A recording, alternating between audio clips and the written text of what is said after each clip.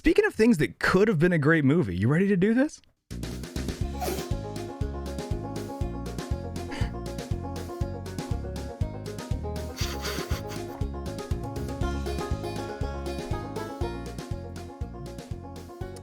Hello and welcome to this week's episode of the Metacast podcast. That's the podcast that explores itself, explores ourselves, and explores the self in general. My name's Ty. I'm going to be your host.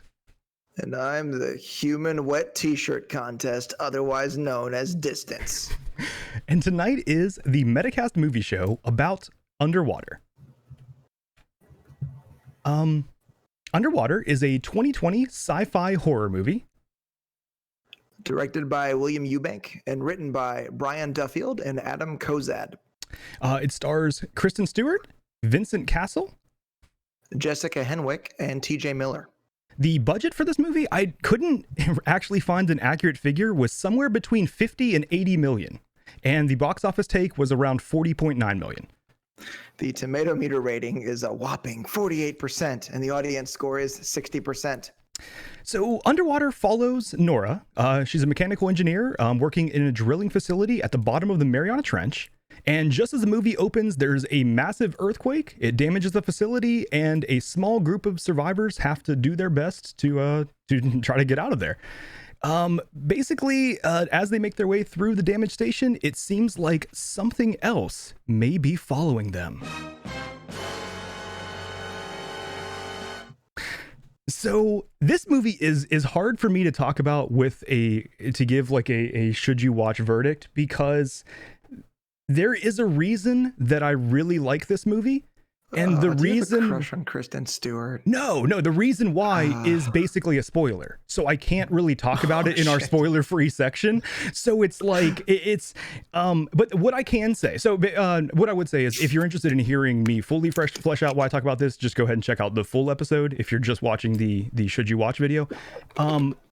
But I like, this movie represents something that I think there should be more of in multiple ways. And the main thing of that is original movie ideas. I feel like so often, like, don't get me wrong, I love the Marvel Studios movies, but I feel like since a lot of that has happened, a lot of studios are kind of scared to make original movies anymore. Stuff happens to, like, more often than not, a movie's a reboot or a sequel or things like that. So I like it when a big studio takes a risk and does like an actual like original idea again. So I do have to give this movie a yes, because when the question is, should you watch it? I want more people to go see movies like this, and I want more movies like this to be made. That doesn't mean I think this movie was amazing. I enjoyed it. It was an interesting watch for me, but the main reason why is because I want to support stuff like this. Yeah, man. I kind of feel you on the like original movie idea thing, and I can't like. My opinion's a little bit different on like whether or not it's like original. I'm sure, yeah. But I can't say that without spoiling it. So for this one, you really should just watch the full episode. But no, I mean, I agree with you. I mean, it's a pretty original film. I think everybody is afraid of water to some degree. Yeah. Like outside of like scuba divers, like rescue swimmers, and like Navy SEALs or whatever, most people are afraid of the water. This movie taught me the term phaslophobia. Oh, that's a word? It's the fear of the deep ocean, like that. When you look out and you see just blackness like that. Yeah. But, and I don't think the movie was necessarily the best thing I've ever seen. Mm-hmm. But the thing I liked the most was the pacing. This kind of movie, it was paced really, really well. And even though like I didn't love the film, I didn't think that it was like maybe the best movie I'd ever seen. Mm-hmm. Like I was interested to watch it. So for this one, it's kind of weird. Like I didn't love the movie, but I'm going to go ahead and say yes. I really think that this is a movie that people should watch, just because it just worked. Like I'm not usually into movies like this, but I really enjoyed this one. Nice. And for me, that was enough to say like, hey, people should watch this. Even if you like look at stuff like this, you're like, oh God. And I had a few moments during the movie where I did feel that way. Oh yeah. Where I was like, oh Jesus. I think that has to happen in horror movies. There has to be a certain amount of cheese to like, or else it just doesn't work. Yeah. Yeah. Are you ready to move on to spoilers? Because yeah, man. There are spoil the hell out of this movie. Okay. So yeah, all right. So spoiler, like actual spoiler alert. Got it. All right. So seriously, I can't believe fucking Cthulhu's in this movie.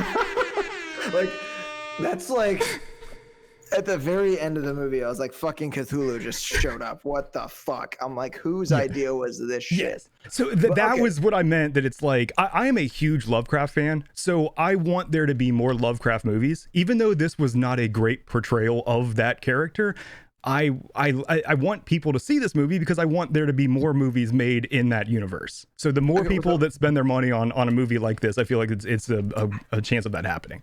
So was that the creators, like, did you actually look at any talks that the creators of the film did? Was that like broadly, like, not broad, I mean, was it not, that's what I'm trying to say, but English that makes sense. Was that actually their intent? Was it supposed to be Cthulhu? From what I understand, that became their intent as the movie developed. In the original script, it wasn't Cthulhu. They actually, I think in the script, it called it the Behemoth, was like the creature, and it was his actual original visualization of it was a large whale with other like appendages.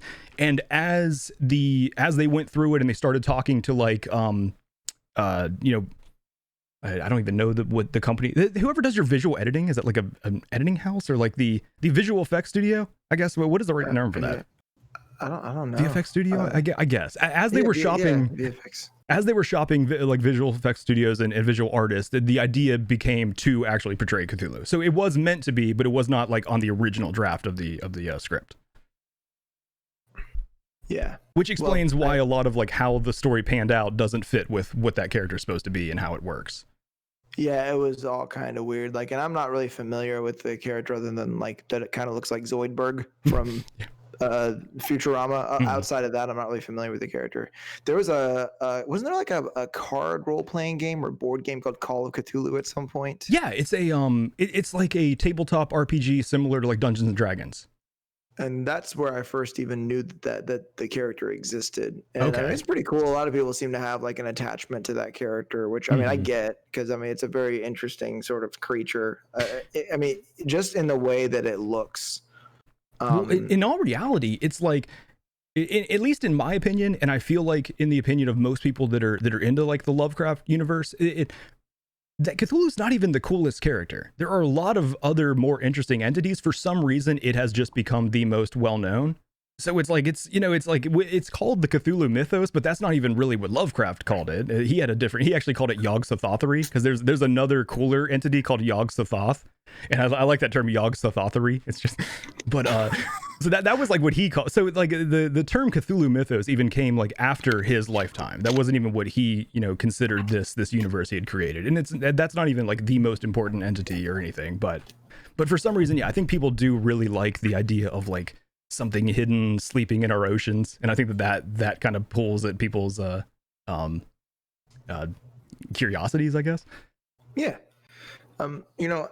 I was actually disappointed that this ended up being a creature film.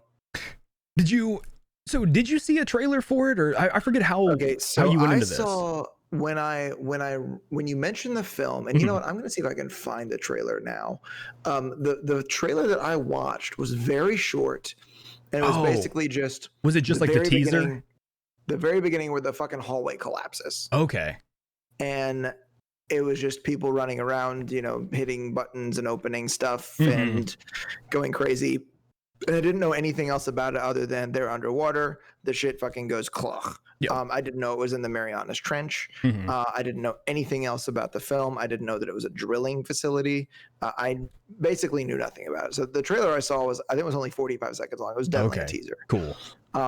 See, I was wondering while looking, while like getting my notes together, I wanted to look to see how it was marketed, and I saw the full length trailer, and it did show that there was like a creature. It doesn't show, of course, like Cthulhu, large size, but it showed the medium sized little dudes that are chasing him around. Yeah, and those like, did you notice the scene where I think it's right after they've discovered the one little critter, like the baby, which, dude, what a fucking stupid line. I think it's a new species. Like, what? Yeah. Yes, it's a new fucking species, you moron. No, I thought it was, that's a shrimp. I thought that's shrimp, right? Isn't that what people eat? It's a monster shrimp. Similar to the tiger shrimp, except a monster. But yeah, and also like it's weird because I got really excited, and this is one thing that you notice. I'm sure you notice I do. I always like it when I recognize somebody from other work that they did. Yeah. And Emily was Boomer on the Battlestar Galactica remake. Oh, series. cool. Okay. And she has aged very well because she does not look a day older. Like her and Katie Sackhoff somehow like is don't that look a day older. Other, what was that show called on Netflix? Another Life. Another Life. That's her, right? Katie Sackhoff. Yeah. Yes. Fingers crossed for another season. Absolutely love the first. I started watching that on your suggestion. It's good. I enjoy it. Yeah. And I mean, look, I have a huge crush on Katie Sackhoff, but outside of that, like, I think it's just good work. I think it's just a really good series. Yeah. But yeah, I was. There are some things I didn't really get though. I really, real quick before we move off the cast, I really liked everyone in this. I thought the entire group together, like their chemistry was great. Of course, I love TJ Miller in almost everything. I think he's hilarious, and he was the perfect just comic relief in a horror situation. And the thing that I like the most about his character is that I think people think of it as being somewhat criminal in some cases to kill off the comic relief character. Yeah. I'm glad he died gruesomely. Yeah. I'm like, hell yeah, you killed that comic relief character. I was like, surely he's not the one to. Oh fuck. I was like, why is the captain not going last? Oh, I know, because they need to kill TJ Miller. Yeah. I love how they telegraphed it super hard first. Whenever they first go out to check the where the pinging is of the signal, and he doesn't die on that, but it's like they make it seem like he's gonna die. He even gives Emily the little bunny, and he's like, here, I'm gonna haunt you if something happens to it. Like they really make you think he's gonna die, and he makes it back. I was like, oh cool, I like that. Yeah, I for sure thought that too, and I think it was I think they're fucking with the audience on purpose, right? Yeah. Hold on. I actually just realized I did not move my quote to the right spot in my notes. I need to move that. Yeah, that to me was almost like it's like a super niche reference. But do you remember track 1 from Hot Damn, Every Time I Die? There was like the fake breakdown in Romeo Go-Go. Oh yeah. That to me is like the horror movie equivalent of that, where there's a build up and then they just completely go somewhere else with it. Like I love that. I thought it was well done. And I think it's fun to like witness the audience's kind of like, ugh.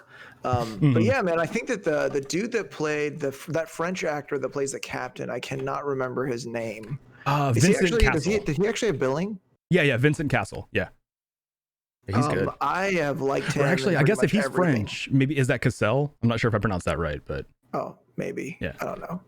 It might be. And I'm pretty sure he's French. I could be wrong, but that accent sounds pretty fucking French to me. But I've seen him in a lot of other films, and I've really enjoyed him. He hasn't had a lot of major roles, but the stuff that I've seen him do, like I was really a huge fan of. But there's just a lot of stuff like where they really keep the movie going. The momentum in this is awesome. Yes. I mean, the moment everything fucking explodes, she's running, she finds the other character. I forget that character's name. Rodrigo is the first Smith? guy. The first dude, Rodrigo, the one that's not in it for very long. Okay, yeah. And like the whole like glass cracking in the suit thing, and it just going boom, like just. Which made me wonder. Everybody. Did you notice how when they were suiting up the first time, he looks at 2 helmets, and he there's like a weird scene where he kind of like is closely looking at one, and he gives Nora one, and she could tell that he knew something was wrong with his. Yep. They didn't really flesh that out, but it's like, why did he? It seemed like he noticed that his helmet was bad, didn't say anything to anyone, and just kind of imploded. Like I don't know why that wasn't brought up at all. Yeah, I mean, the only thing is that she mentions that once, and that's it. You know, he knew that helmet was faulty, and then that's pretty much that. Like, okay, moving on. Yeah, exactly. One thing that I thought was going to happen in this film that I should have known wasn't. I was like, oh, we can finally see Kristen Stewart's range. She has none. There's no range. Well, I think it's. She overdid the stuttering too. Definitely. Yeah. But I felt like her character fit, even though like I agree it's not range, it didn't feel out of place. It felt like her character felt like it fit in the environment, in my opinion, at least. I mean, yeah, I guess. I mean, she was weird. That's good, right? Which I assume people that live at the bottom of the ocean, kind of like, in solitude somewhat, are pretty weird. Yeah, and if you don't start out that way, you probably end up that way. Which I do like how the movie started with that. Where so if you don't know a lot about the Lovecraft stuff, the coolest thing about the Lovecraft horror to me, well, Actually, there's a lot of cool stuff. One of the cool things is it deals a lot with like losing your mind and madness. It's not necessarily about like big stuff scaring you. It's about like kind of the internal psychological horrors. And I thought it was cool that the movie starts with her talking about just like almost losing her mind down there, not being able to tell the difference between being awake and being awake and dreaming. And so yeah, I wondered if that was like a throwback to that, you know, the stories that inspired the monster at all.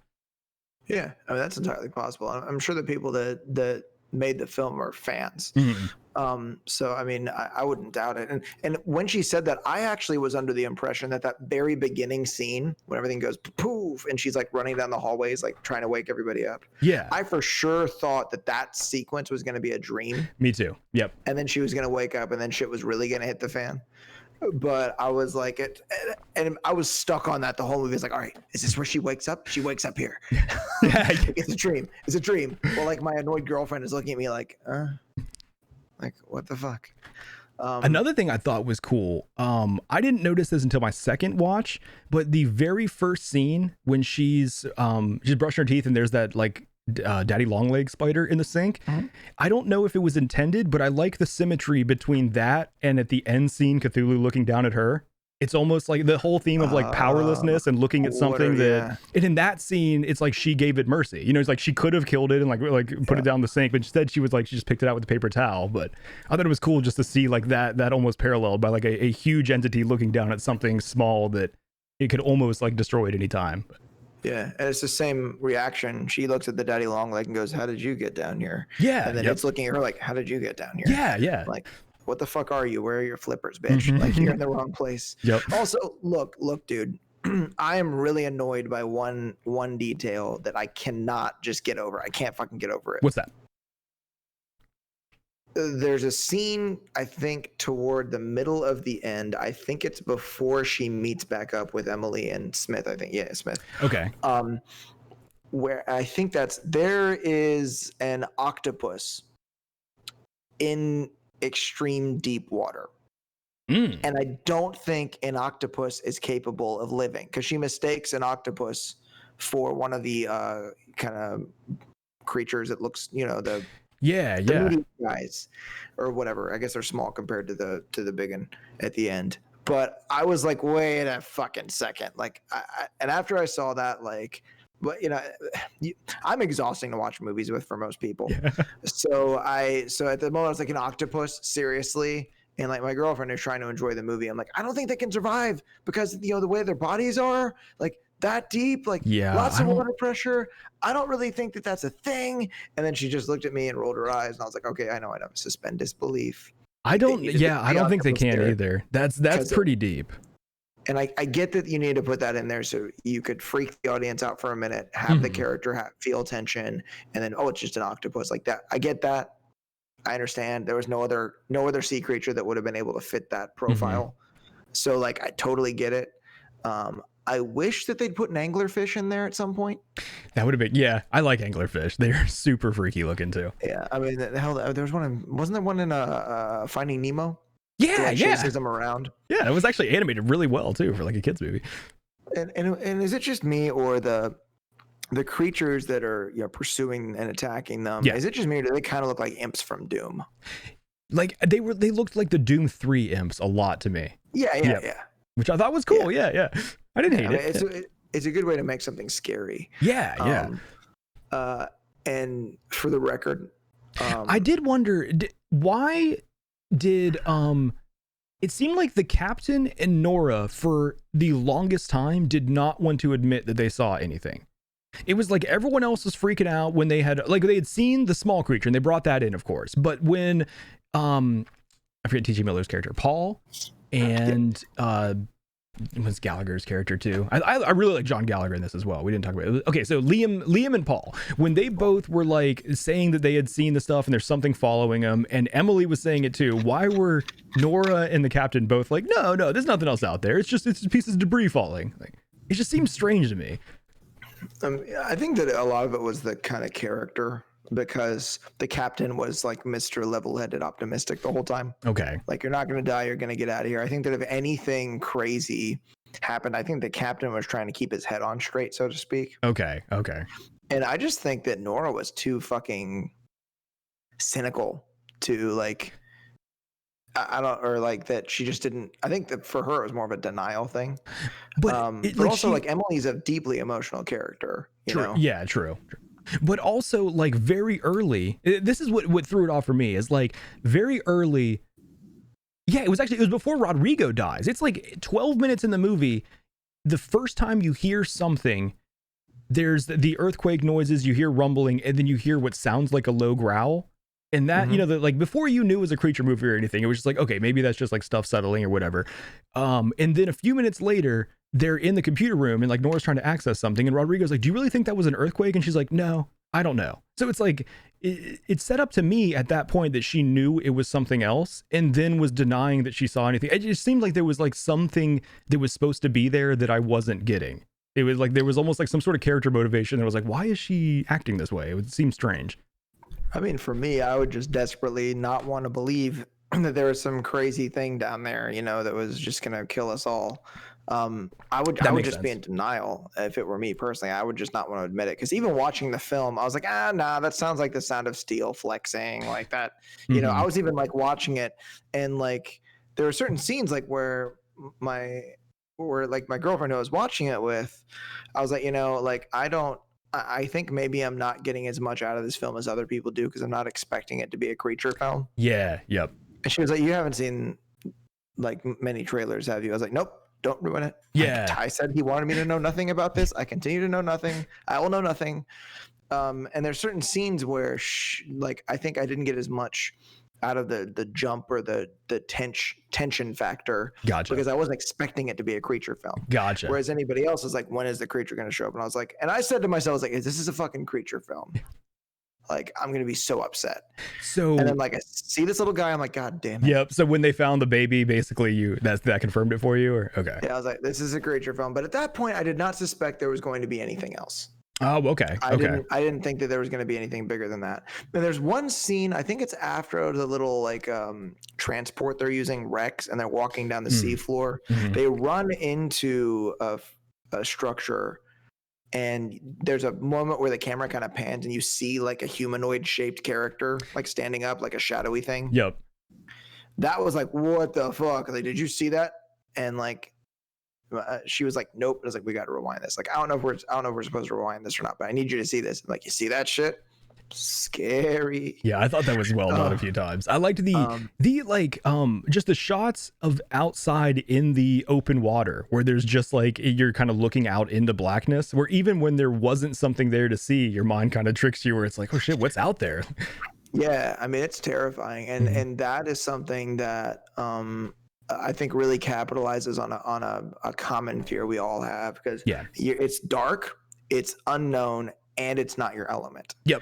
So it's a bunch of different fears that somebody could possibly have. And there's one thing I wanted to mention, back to the scene where they put on the Space Marine suits.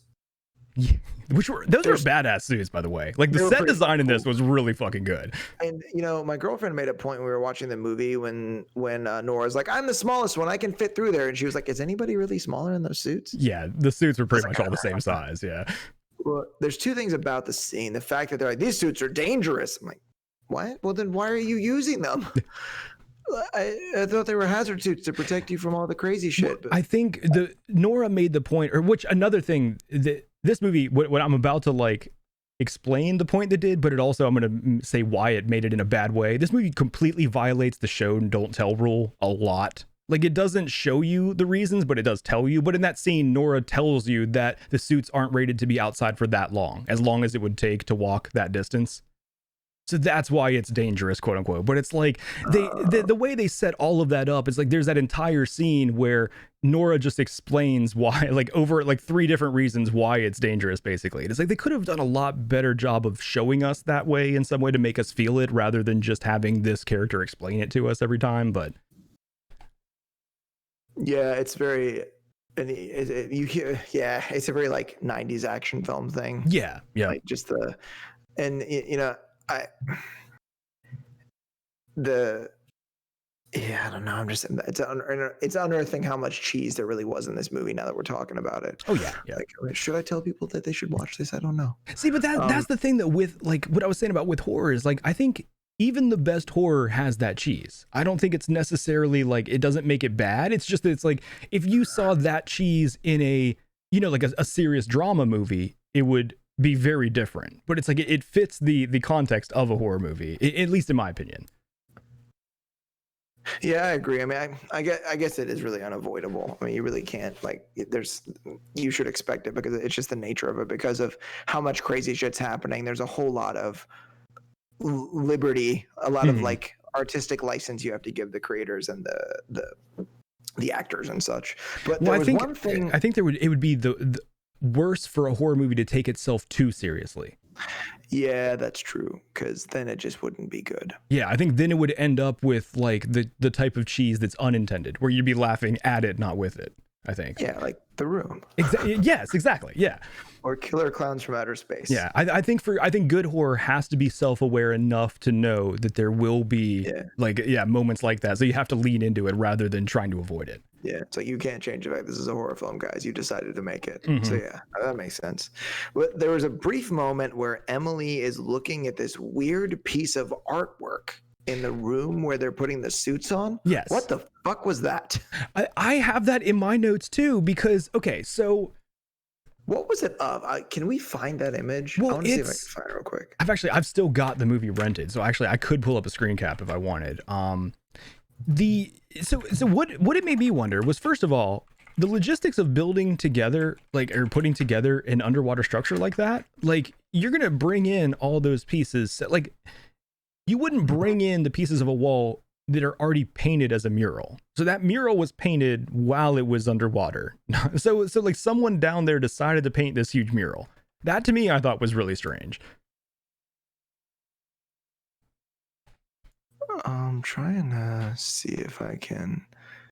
Yeah, we'll probably have to grab a still of the film. But yeah, like, I'm grabbing weird. it right and now. that's one thing that occurred to me several times, is like how unbelievably expensive it would be to build all that shit. Yes, yeah. Well, but it's also an investment. Think of how unbelievably profitable it would be if you're actually drilling. You know, the oil's pretty pricey. Right? Actually, oil has gone down a lot, right? Yeah. Well, it's got the cycles. Yeah, true. But yeah, it's necessary until we move away from it. It is completely necessary. There we go. I actually just found the scene. I need to get to like the actual still though. Yeah, that was. I don't really know what the hell was up with that. I didn't understand it at all.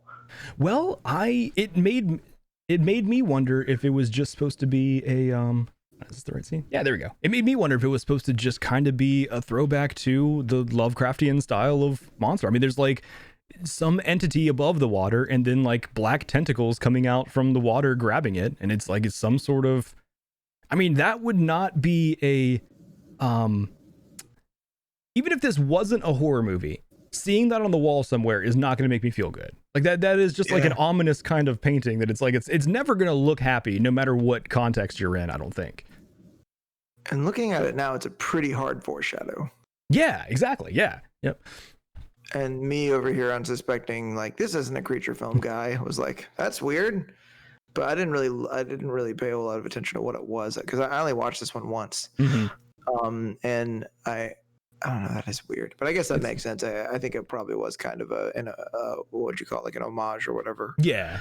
Like hey, this is the thing that we're pulling this inspiration from. A tip of the hat. That's cool. Yeah, it's like a nice, like, hey, Lovecraft, we like you a lot.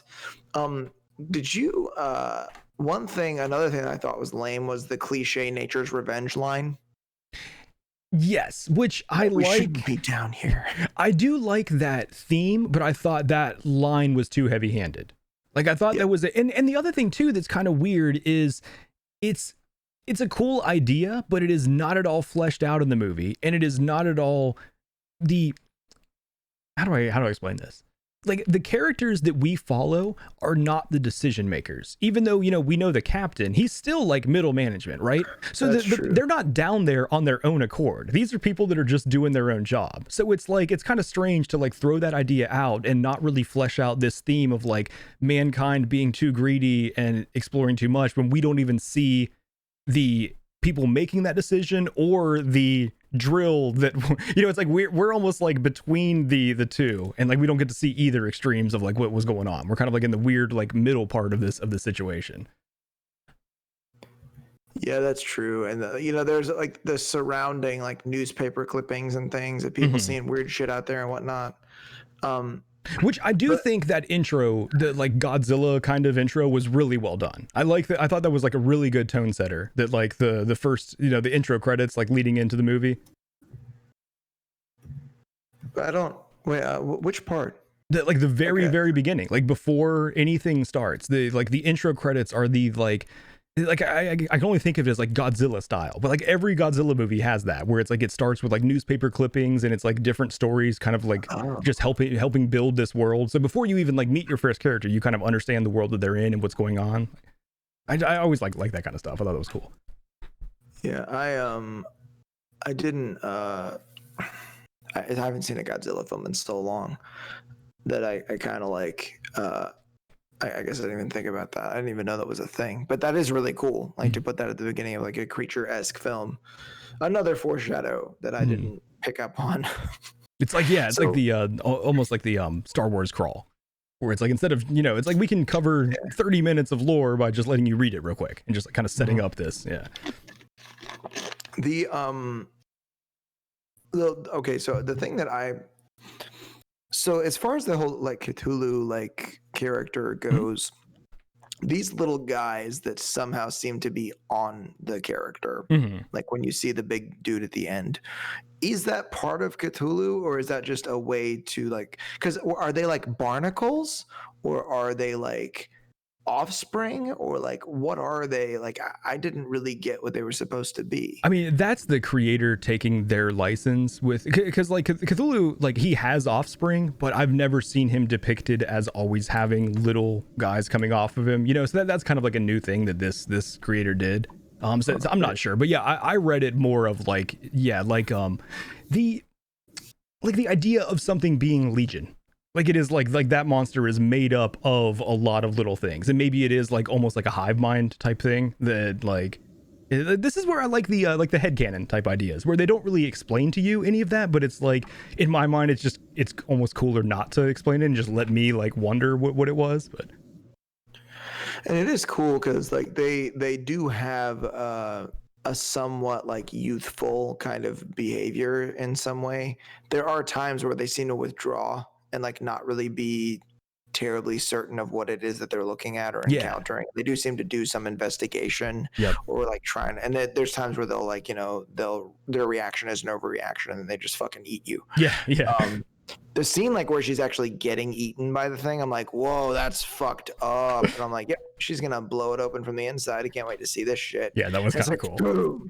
It's just like, wow, like I would not fuck with her after seeing that. I just be like, nope, she's gonna blow you up from the inside, guys. Just don't even do it. Don't fuck with her. It's fine. And then right afterwards had one of the coolest shots in the movie where she shoots the flare out next to Cthulhu that's actually walking, and you see like his big form. Yeah, I thought that was badass.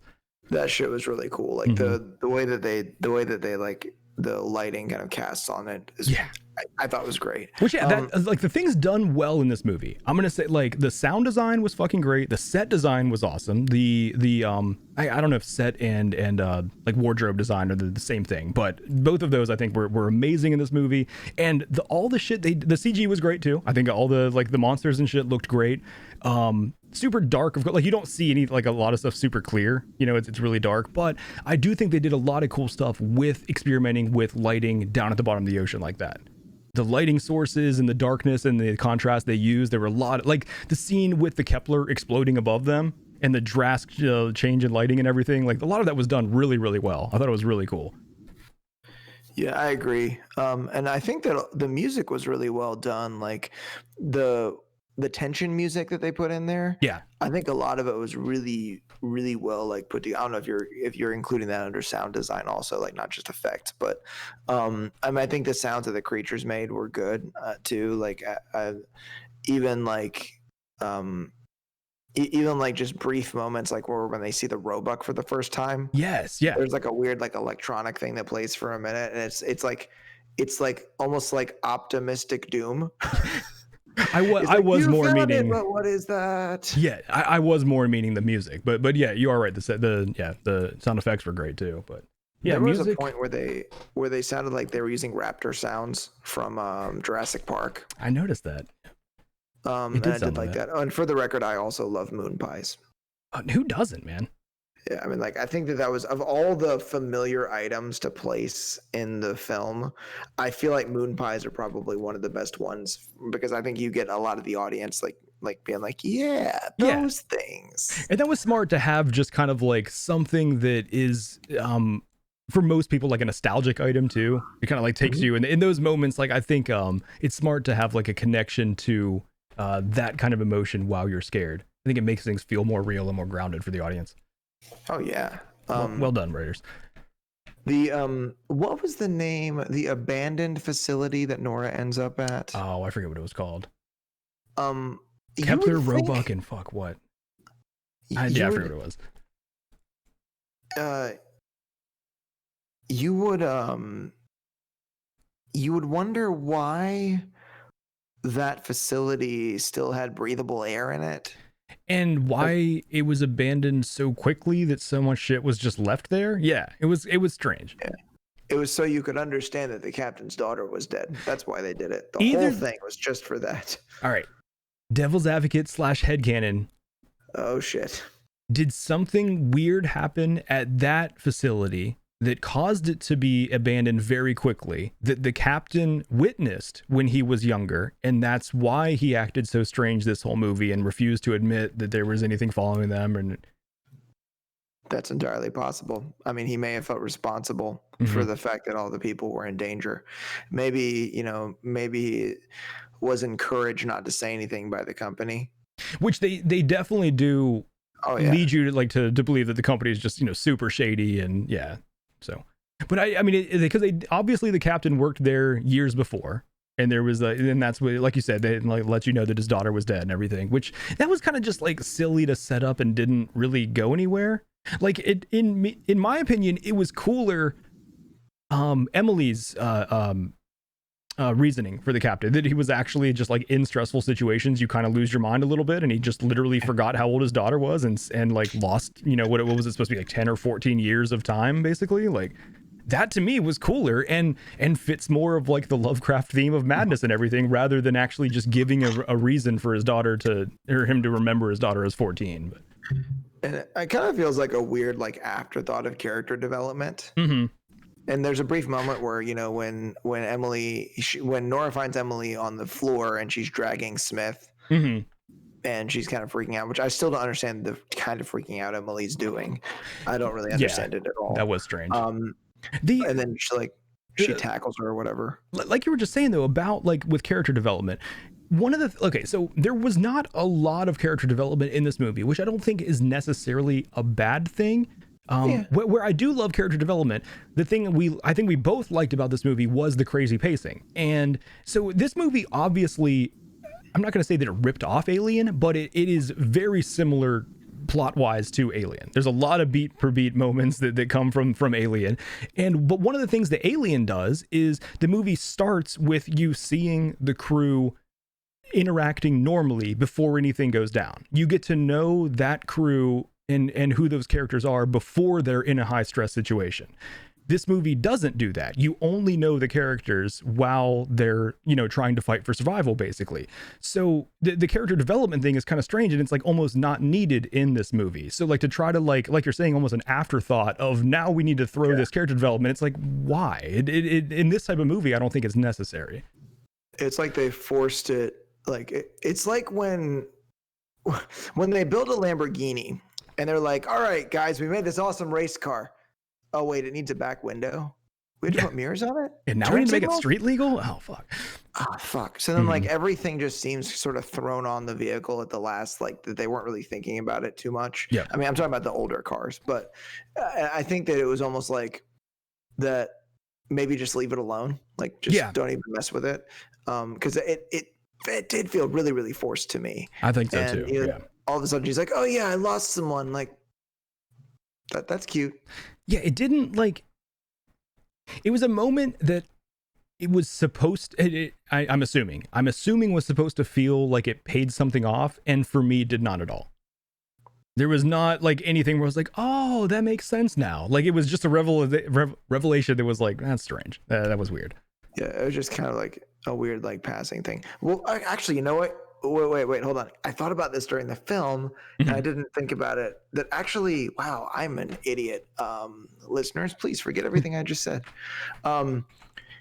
So that makes sense at the end of the film, because she's like talking to Emily about how she likes Smith, and of course, in very like, it's like they wrote the fucking line for Kristen Stewart. It's like, cool, that's cool. And I think that's the reason why she sacrifices herself at the end of the movie, is because the two of them are like this couple and they like each other. Yeah. And so she has this like sort of idealistic notion that like love should survive or something like that. So in some way, like, even though it's not really good character development, I guess it does kind of contribute to the plot. I get no satisfaction at that moment, but I realized at the end of the movie that I was like, oh, I get it. Yeah, and it actually, I'm thinking now that's why the captain stayed behind. And she even says to him like, oh, why didn't you leave? You have a daughter. Like when they first run into the captain. But okay, so all right, who would have thought the writers are actually smarter than me? Fuck, they got like, it. It's like they do this shit for a living, and we're just a couple uneducated critics. Almost like that. It's almost like we've never made a film. We should actually do that. Make a film? We should. Well, I don't think we can call it a film. We have to call it a movie. Oh yeah. Well, yeah, true. Yeah. Film is like the difference between rap and hip hop. It's just not my media. I'm working on a story, but I am more inclined to tell it in game form. Okay, you should. Oh, I dig that. I dig that. Actually, that's cool. Well, whatever. You write the story, and then I can find some people and do some shitty camera work. Well, you're actually a decent cameraman. I've seen you. Yeah, I'm not bad with camera. I do actually have what I think is a really cool story that I'm working on, and it is a like a Lovecraftian story. It uses one of his entities. And then after we make it, we can hand it to some people to talk about it and rip our hearts out. Exactly. Yeah. I mean, it's only fair. Yeah. I mean, we should know how it feels. But I mean, not that anybody, none of the creators in this film, like, none of them, like, I'm sure would give a crap about anything we have to say. Yeah. Not to mention, like, I think we both gave it a positive review. It's like, I liked it. I mean, I think people should watch it. It's not perfect, but exactly. Yeah, I mean, it makes sense though. But it's like, it's interesting because in some way it's kind of cool that they came up with these big things that had to happen. Like the whole idea of going to the abandoned drilling station, I guess is what that was. And like finding that information, like that, they had to get there somehow. And I don't know how else I would have done it. And there's a lot of questions and it's something that, like, when I'm a stickler for details in movies, there's a lot of times where it's sort of like, I should ask myself the question, do you want the story to happen or not? Yeah, exactly. Yeah. And, it's still fun to kind of talk about, like, the strange things and like little inconsistencies and things like that. Like deep sea octopus, who fucking knew? Yep. I'm gonna feel like a fucking idiot when I look up some unique octopus that lives that far down. I'm gonna be like, God, you're an idiot. Here's the cool thing about if this was like an actual Cthulhu movie, is you get the plausible deniability of madness, where because he's a powerful entity, they can just always like drive you crazy. She could have just hallucinated that. She didn't actually see an octopus. She just thought she did. Yeah, there you go. Lost her mind. Yeah, it's just like anything can get swept under the rug of like old god. Yeah, it's just an old god. And trick your mind, man. The movie we're talking about is Underwater. It was it's a sci-fi horror movie that is a actual like Lovecraftian thriller. It's kind of cool. Yeah, it's weird. Yep, that we're definitely spoiling now if you haven't seen. Yeah. You should do it. Yeah, we're way into the episode at this point. Yeah. And there is one thing that I didn't know if I should mention it or not, but I thought that it was interesting because oh, pardon, need to take a sip of water here. Oh my Lord. Okay, I'm good. Wait, one more. You're not. Oh, okay, sorry, loud swallow. I like the fact that they display mostly exposed human bodies, but they display them in like a non-sexual fashion. Yeah, it's like the Starship Troopers shower scene kind of thing. Yeah. Yeah, kind of. I mean, Starship Troopers was like, it's pretty obvious that they did that just because we need nudity in this. Yep, you're right. We got to do it.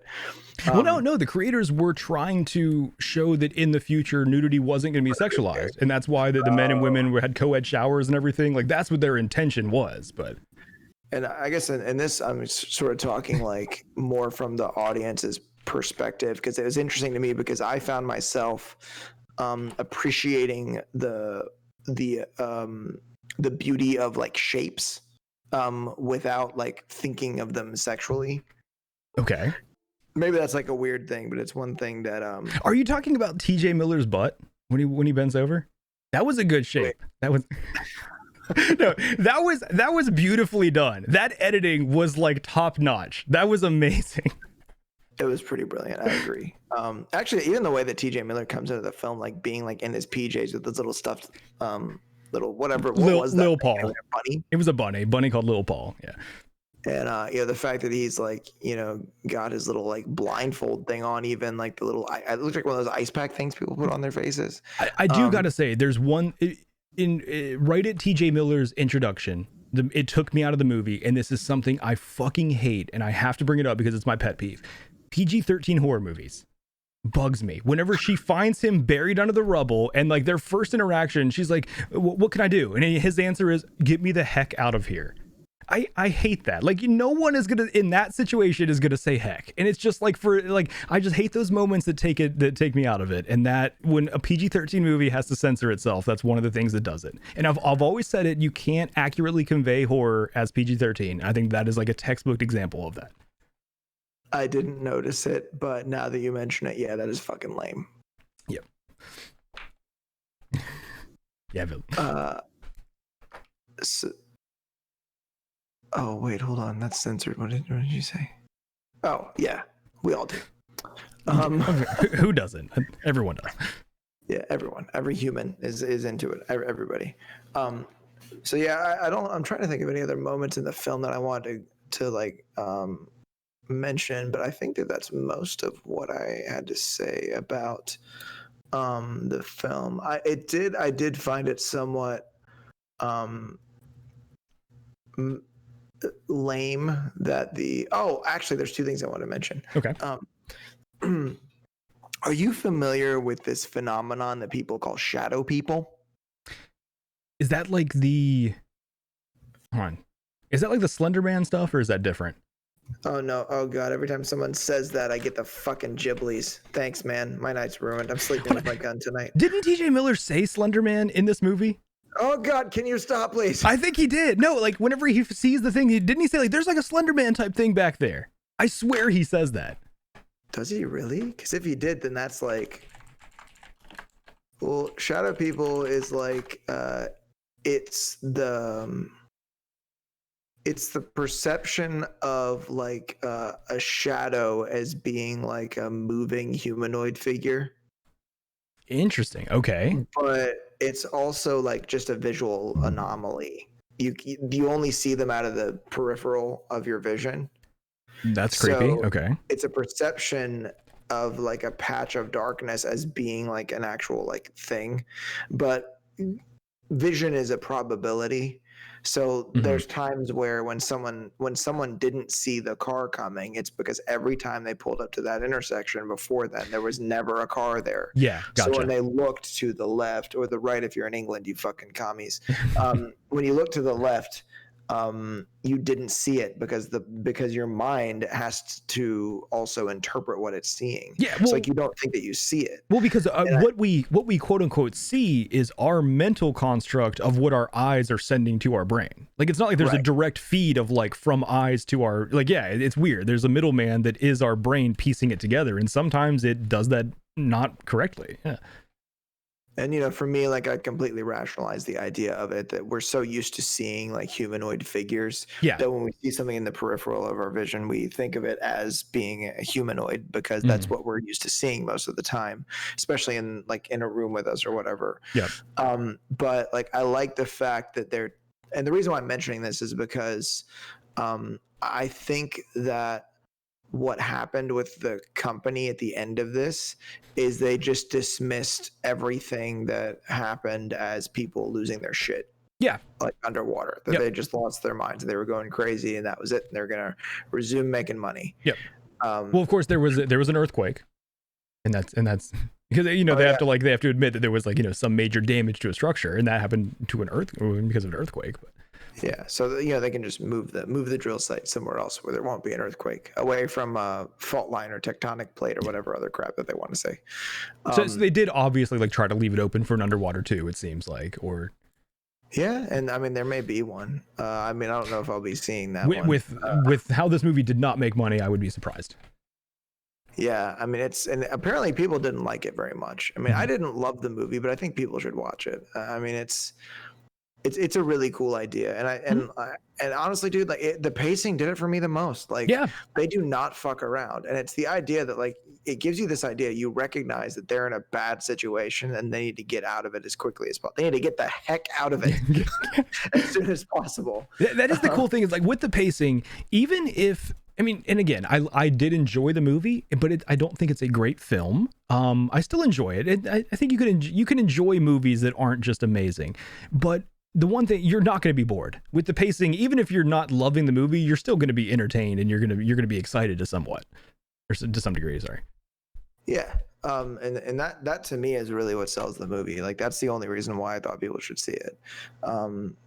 Did you ever see Sphere or The Abyss? Wasn't Dustin Hoffman in The Abyss? Yes, he was. Yeah. And then what was the other one? Sphere. Oh shit, I remember Sphere. Very vaguely, but I remember that shit being fucking crazy. Mm-hmm. I do not remember. Actually, no, I'm sorry. Dustin Hoffman was in Sphere. Oh. Yeah, that movie was nuts. I don't remember it very clearly. Wasn't Sharon Stone in that or is that what? Oh, who is that? Yeah, Sharon Stone. No, Dustin Hoffman, Sharon Stone, and Samuel L. Jackson. Yeah. I don't remember Sam being in that movie. I didn't remember him being in Jurassic Park either. Samuel L. Jackson is the one that's losing his mind in Sphere. See, Sphere is this movie reminded me a lot of course, Alien. It's like they took the plot beats of Alien and then a lot of the set design and feeling of Sphere and The Abyss and just peppered that through. This movie is like Sphere, The Abyss, and Alien had a really, really weird threesome. And then they had a threesome while watching a Lovecraft movie. And then this is the love child that came out of that. That is a spot on description, I think. Ed Harris was in Abyss. Mm-hmm. I remember The Abyss coming out, but I do not remember seeing it at all. It came out in '89. They came out the same year Nine Inch Nails' first album came out. We were very young then. Yeah, I didn't see The Abyss till much later. But yeah, The Abyss was James Cameron, and then that's right. The Sphere was a Michael Crichton story. Oh, makes sense now. But yeah, I liked Sphere a lot when I saw it. I can't remember it very well, but I remember really liking the movie.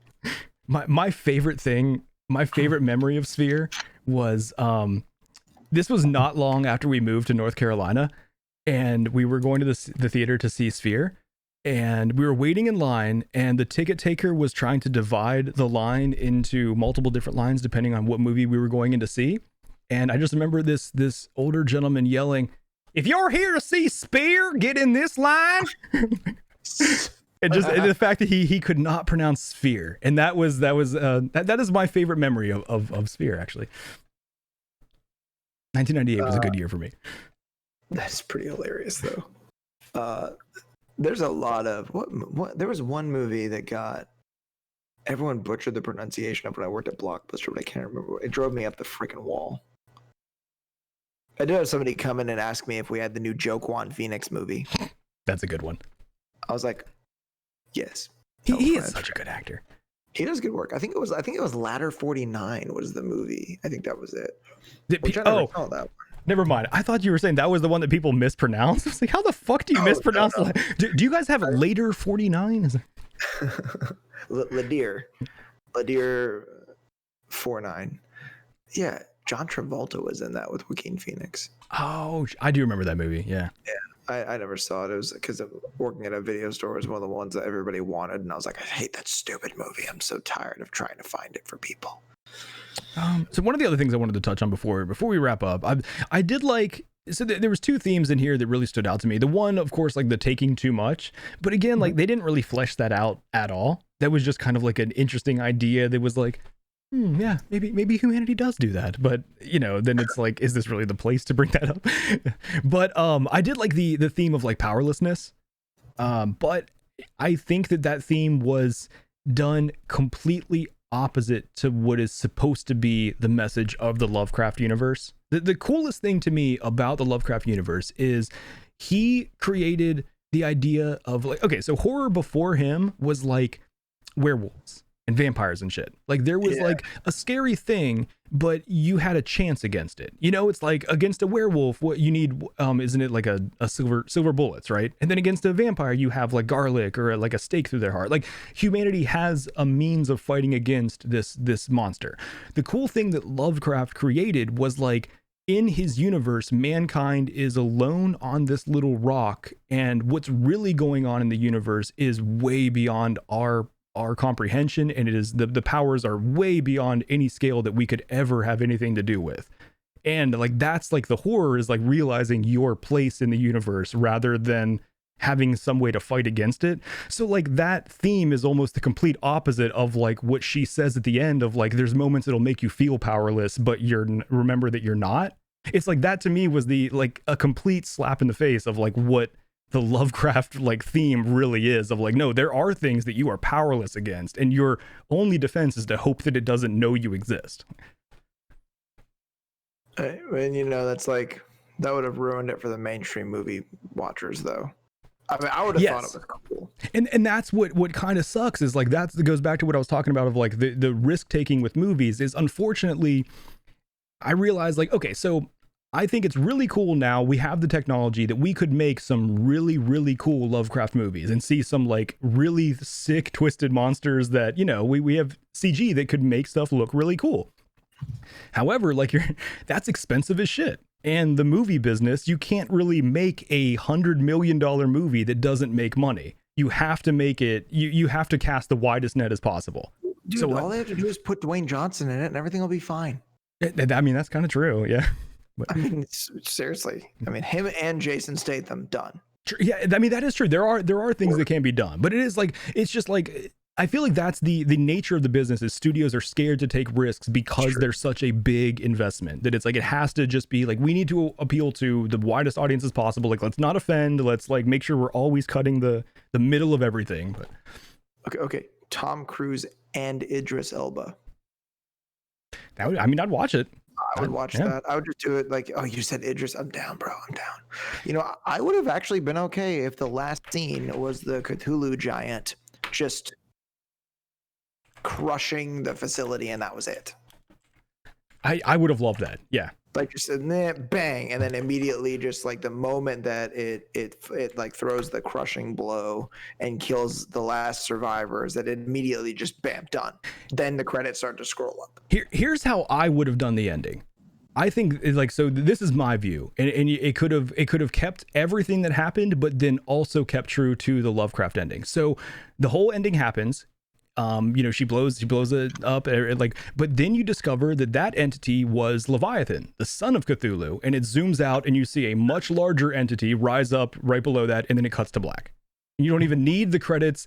No, and then instead, all the news articles at the end, they aren't about the digging company covering it up and digging somewhere else. They're about mankind history, or like reports of people losing their mind all around the globe start happening. Suicide rates are up 300%. And like you just read news stories of mankind degrading into madness, and then it fades to black.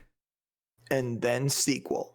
No, fuck, no, you don't even need a sequel. The world's over. Sequel. This is Hollywood. Okay. Hollywood. Yes. Sequel is post-humanity. It's just Cthulhu ruling the earth, and yeah. That's what I would do. Dude, did you know that actually? It's funny you said this. Did you know that Idris Elba actually played a Lovecraftian entity in a recent movie? Seriously? Because I was about to say, if you put interest in that movie, I'll watch it. So in the Dark Tower, technically all of Stephen King's stories take place in the same universe, and technically the what do they call him? The Walker in that Roland Deshin, the last of the gunslingers, Idris Elba's character. No, actually, no, I'm sorry. It's the bad guy, Matthew McConaughey. My bad. I'm lying. Oh, yeah. I thought Idris Elba was the bad guy, but no, Matthew McConaughey's character is actually supposed to be one of Lovecraft's like main entities, the Nyarlathotep. God, I fucking hate his name. Nyarlathotep. Jeez, I can't actually say his name. Easy for you to say. No, if you say his name, he'll come for you. That's why I'm not saying it correctly. Oh yeah, careful. And I actually really loved that movie. A lot of people didn't enjoy it, but I love the little like I don't aim with my gun, I aim with my heart. That whole thing. I love that whole little like paragraph. I think, I don't know. I love the movie, and I thought it was perfectly cast. Matthew McConaughey was fucking perfect. He's such a good actor. Character. Yeah. He's such a good actor. I really liked him in almost everything. I agree. I mean, a lot of people make fun of him, but I think the guy's pretty brilliant. And I mean, and he was perfect to play that role. And I thought Idris was fantastic to be the gunslinger too. Yep. I mean, I was convinced. I was like, yep, this dude's a bad dude. He's a bad dude. Don't mess with him. I've got one last thing before we wrap up. So this is the way that I want to, now that I can like speak completely without spoilers, this is kind of what I wanted to say in the beginning is like, so even though this isn't a great portrayal of a character that I do really like, reminds me of like the Venom movie, you know, where that's a character that I grew up with, that I have like an emotional tie to. And I have to recognize that the big budget box office portrayal of it is never going to be perfect. And it's never going to be what I want it to be, because it's not just the movie for me. But I have to appreciate the fact that there is at least someone trying to portray that character in like on screen, and I want to encourage that to be done more. So like, and I've even realized or learned now that like Nicolas Cage is starring in they made a movie version of Color Out of Space, another one of Lovecraft's really cool stories, that it is like way darker and super horror based. So I'm excited that there is the possibility of like that universe being fleshed out in movies more. So I think that's a cool thing. Yeah, and dude, I love Nicolas Cage. Like a lot of people, he's like seems to be a celebrity people like to make fun of, but I think he's awesome. I love everything he's done. Like Gone in 60 Seconds, fantastic. Ghost Rider, brilliant. Raising Arizona, fantastic. So yeah, I mean, honestly, like not even being like a fan of the genre, I'd watch that movie just because he's in it. Yeah. I'm excited. That's cool. Hell yeah. We'll have to do an episode on that one when it comes out. Yeah, it's out on there's like a horror based streaming service. I think it's called Shudder maybe or something like that. It's on Shudder, and then I saw you can rent it through Amazon Prime. But yeah, I watched the trailer for it. It looks like it's pretty interesting though. It's not one of the Lovecraft stories I've ever read. So what did you say it's called again? Color Out of Space. Cool. Hell, we should put this on the schedule. Yeah, I'm down to watch it. It's one of those ones that did you ever read the book The Giver? Oh yeah. And then they made a movie out of it. So that was one thing I always wondered. There's one thing you can't do. There's a lot of things you can't do in movies that you can do in books. The Giver was a great example of that, where how do you can easily go by in a movie, or excuse me, in a book, and the reader doesn't know that a certain character is seeing in color and others aren't.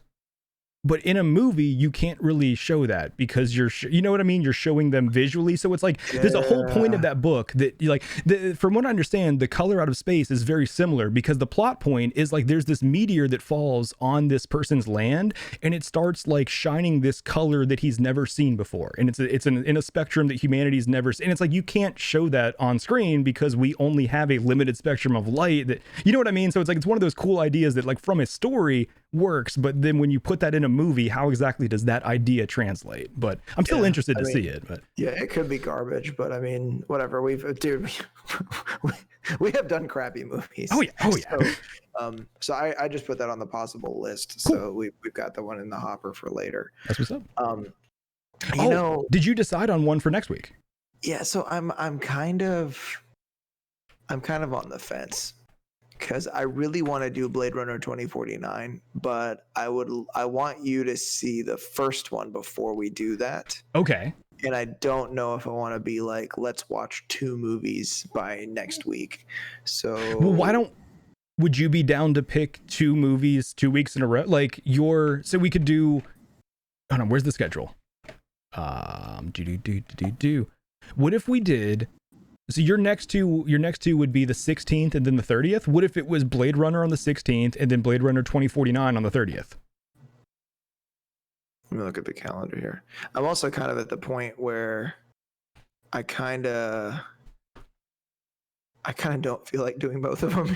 I feel you. Okay. It's like I want to, but I kind of like at this point I don't really want to do both. Like I'm just not feeling doing like lining them both up. Okay. Because I've seen Blade Runner about 1 million times. Gotcha. And I've seen 2040. I could probably do, and 2049. Like I've seen maybe a few more times than I should have. Okay.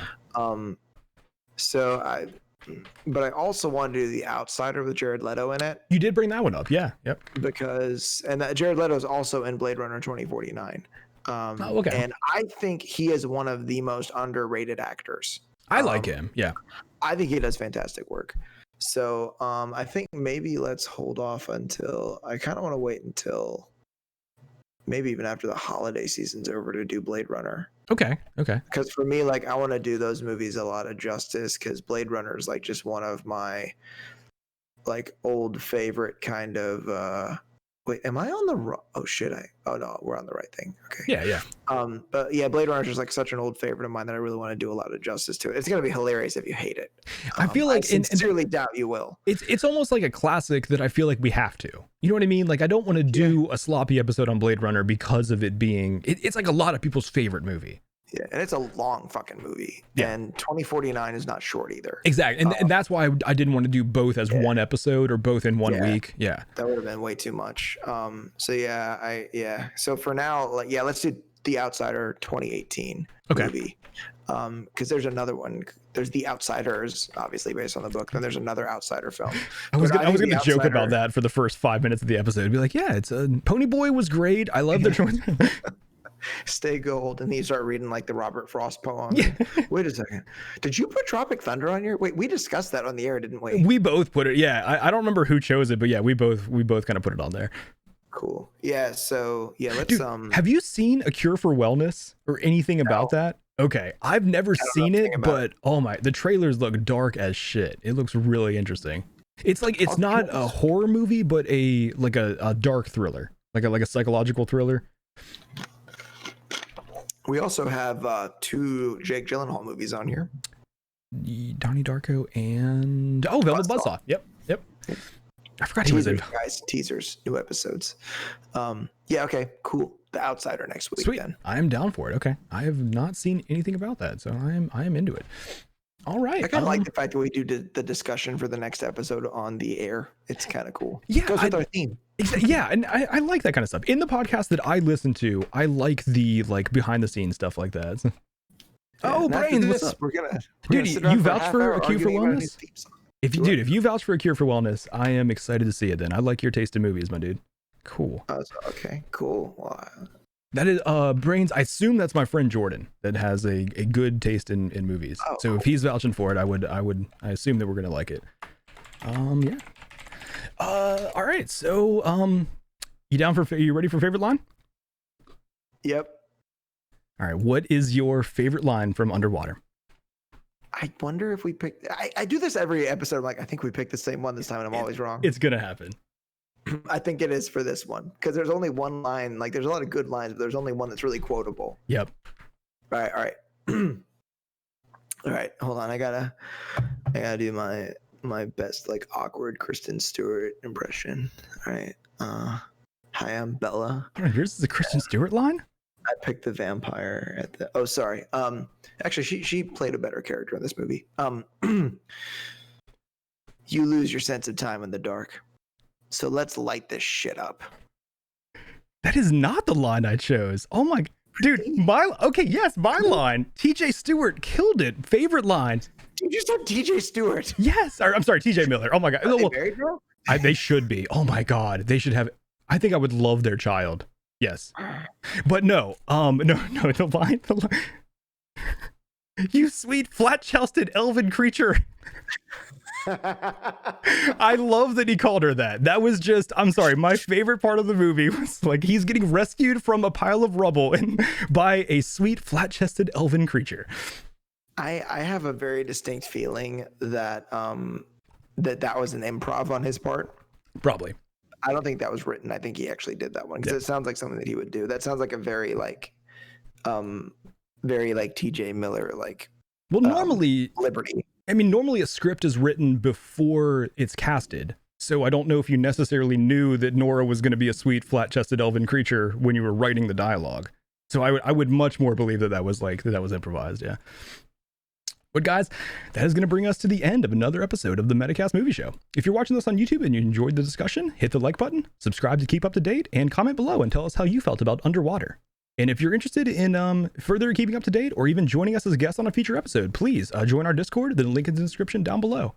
And we'll be live next week, Wednesday, 7:30 p.m. Eastern on twitch.tv/TileTV to discuss The Outsider. Thanks everyone for listening, and I hope you have a great week.